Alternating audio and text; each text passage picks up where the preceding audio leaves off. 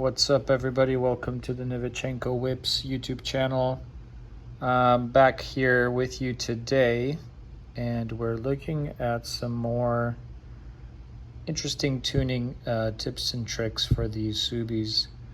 Pretty much, we're revisiting Dustin's WRX. Dustin sent me some more logs. Apparently, we've kind of figured out that his car is misfiring, but I can still take the opportunity to kind of go over the subject of MAF scaling for people that are still using, the MAF in their cars and not switched over to speed density, which usually is actually quite okay and okay to do and works quite well, unless you start pushing some, major power and so on and so forth. So here you see I have Dustin's tune. If you go to mass airflow folder and there's a MAF scaling, I guess it's still called a table, but it's just 2 rows. The top row is pretty much your voltage that your MAF sensor reads. So I believe it reads from 0, usually reads from 0 to about 5 volts, but you can tell here on the map it ends at about 4.65. And then the bottom row is the grams per second of air going through your intake. And so at a high level, your engine is looking at the MAF sensor to calculate the amount of air going through it, to then be able to calculate how much fuel it needs to put in to hit your desired closed loop or open loop fueling, which of course you decide in a couple other maps here. For example, primary open loop fueling. So when you go into open loop, you want, let's say, this amount of fueling, and thus, we calculate that with the help, pretty much major help of the MAF sensor. And then a lot of the corrections, of course, happen because of the O2 sensor that's in your exhaust, where you can see that your final mixture is lean or rich, and it makes adjustments. So scaling the MAF can be easy, can be difficult. Depends on the type of intake that you install. Some intakes, they're very wonky. To explain, like just at different amounts of boost pressure or, throttle input, where your throttle actuator is open, or your throttle body opens. It could be maybe not linear or exponential or smooth, but even from factory, it's not always ideal, so to speak. The way that you can adjust, let's say, the amount of air for MAF scaling, let's say your car lives around idle, right? It's around like the 1 volt area or something like that. A lot of times this can be adjusted and dialed in manually, but it's so much work. You would have to look at your logs and log, let's say, your MAF voltage, and then let's say calculate every time you hit around this like 1.29, and then you would see what the correction was, percentage, right? So let's say your instant correction was adding 2% of fuel. Then you would go and calculate the mass airflow of 3.5 and add 2% on that, and then you would just do that for every single cell, which is extremely time consuming. And trust me, people have done it, I'm sure, in the past. Well, thankfully, some very smart people on the forums have shared what they call kind of like these MAF shaping and scaling spreadsheets. Maybe some of you have tried these. The spreadsheets, they're pretty cool, I think, in general, for you to input your data. And then as you can see, you would get a before and after. And so hopefully when you're MAF scaling and tuning, you're not seeing humongous changes. And this is a very nice, smooth looking MAF scaling graph. Sometimes they're not that pretty. Just again, as I mentioned, due to the type of intake you have. So you can see here, this is possibly an original one and then like a smoothed out one. it's nice. It's probably a good idea to have more smoothed out MAF scaling table and line. That way there's no crazy dips and tops for your fueling fluctuation. Anyway, what I'm trying to say is when I first started tuning, this was kind of a difficult subject for me. And then I found this sweet tool by somebody called Vimsh. God bless this person because they're awesome. They created this tool called pretty much MAF Scaling. And so they calculated a bunch of stuff and made this program that you can download. I think you just have to be up to date on your Java. There's instructions, so you can easily find them on GitHub, and it's by Vimsh, and MAF Scaling is the name of it. So you can pretty much do a whole bunch of stuff. You can scale the MAF in open loop and closed loop, which is very important.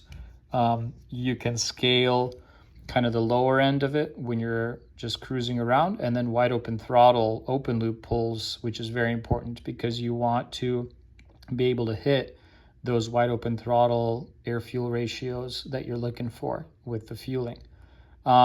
There's a couple other things that I haven't used as much, but they can do like open loop, closed loop merges. You can do a MAF rescale from like an existing curve with adjustments, table rescales. You can do various throttle maps, I think, for the newer cars, right? There's the different settings for intelligent sport shop. You could probably easily up and down kind of, redo the throttle maps. You can do load compensation and injector pulse width compensation. This one would be very helpful to people with like the 08 and up WRXs and STIs, those that came with a lot of that factory fuel stumbling between the RPM bands of like 2,000 and 3,000. I had that in my car, and this proved to be extremely helpful for me to get rid of that stumble in my car. MAF intake air temperature compensation, also really cool. If let's say you live somewhere where it's hot or cold, you want to make sure those comps are dialed in. MAF volumetric efficiency calculation. So again, this is going into speed density. I have used this to rescale some of the volumetric efficiency tables for some people with speed density on their cars. And then there's also calculation for the variable valve timing at wide open throttle. I honestly not use this, but this is something fun to experiment with to see what your best angles could be and to get you the best power, right? You don't want to just guess at what your AVCS angles should be at. And then things like logs, log viewing, log stats. So, for example, how do you use it to just simply MAF scale? You open your tune, as we already did. I have it here in Romraider for the ECU editor. You can copy your table, and then you will open this MAF scaling tool. Hope you guys like my background. This is my wife's laptop. It opens up, the program looks like this. On the top, you have the tabs. It opens to the open loop. There's closed loop, and then, all the various functionalities. So we're going to do open loop because Dustin sent me a bunch of just his wide open throttle pulls. I'm going to Command V and paste my MAF scaling data in there. I think there's a couple other things you need. You need your primary open loop table, so you copy the table. Quite simple. If you leave this program open and you've already entered those values, you don't have to enter it every single time. Let's say per session. Let's validate the table. It's happy with it. And now let's load some logs. So I think I have about 4 logs from Dustin. Here it says, would you like to reset the column names or filter values? I'll say yes, because there's certain things you need to be logging for this program to work. You need your engine speed, your engine load, your AFR learning, which is oftentimes the air fuel learning #1 in percentages from the ECU and from Romraider ECU like logger. You need the air fuel correction, which is oftentimes called AF correction number 1. You need your MAF voltage, as we just discussed. You need your wideband AFR. If you don't have a wideband, just use the air fuel sensor number 1, which is your front O2 sensor in your exhaust headers. Throttle angle position, which you would use the throttle opening angle. And ECU target AFR would be air fuel sensor number 1 FR. I think, let me see if that's the correct thing for target. Target boost, ECU target AFR. I think we need fueling final base, AFR sensor number 1. We don't want that in both places. Okay, I believe you want your final fueling in there.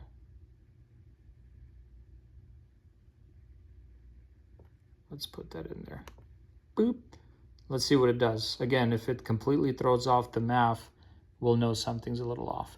These other settings on the bottom, you could leave them. By default, it just says in the logs they want to look at everything where you had over 70% throttle for the wide open throttle pull.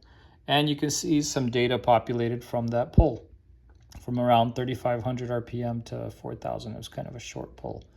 And let's load the next log, the other 3 one by one. I am not gonna, it says there was no wide open throttle pull here. Why is that? Let's just back it down to like 40%. Okay, I guess there wasn't enough data there. And not enough data there. We'll just use what we have for the purpose of this demonstration. Okay, not the best data.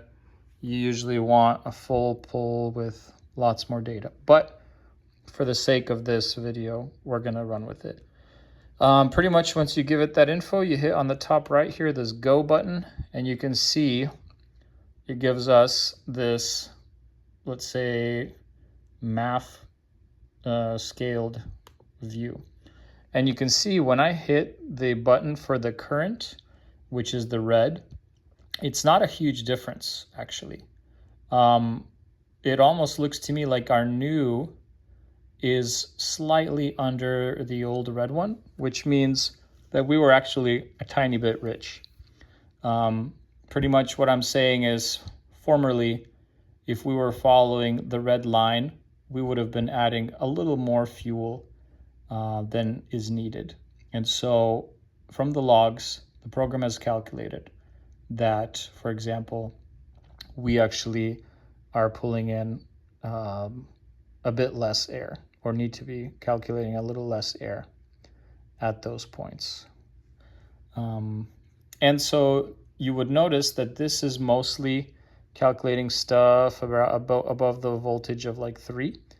If you were to do this same activity for your closed loop, so let's do that real quick. Maybe some of the log data we have will work for it.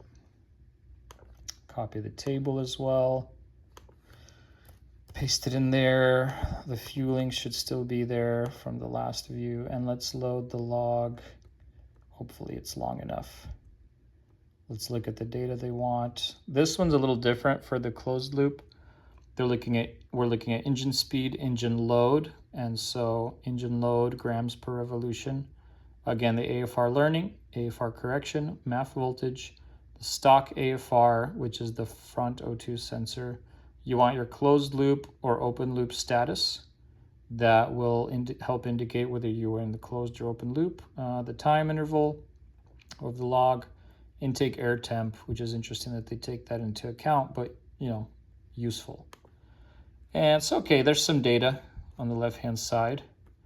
And when we hit go, this is pretty neat because it will show you the amount of kind of what AFRs were seen or the AFR averages at various RPMs and then loads at the top level.